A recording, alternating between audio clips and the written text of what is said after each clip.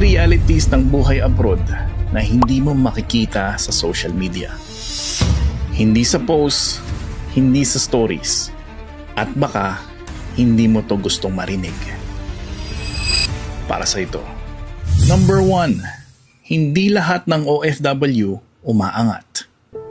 Yung iba, surviving lang, gigising, magtatrabaho, magpapadala. Repeat. Walang ipon, walang pahinga.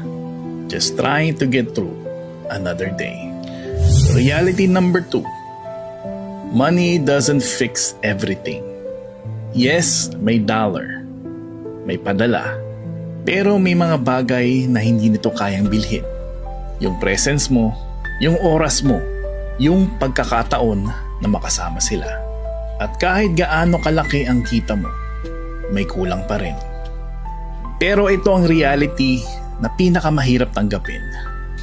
Number 3. Habang inaayos mo ang buhay nila, unti-unti, merong nawawala sa'yo. Missed birthdays, holidays, mga moments na hindi na pwedeng maulit.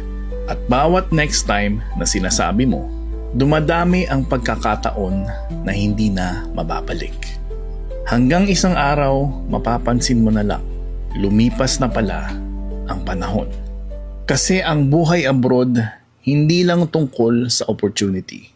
It's about trade-offs. You gain something, you also lose something.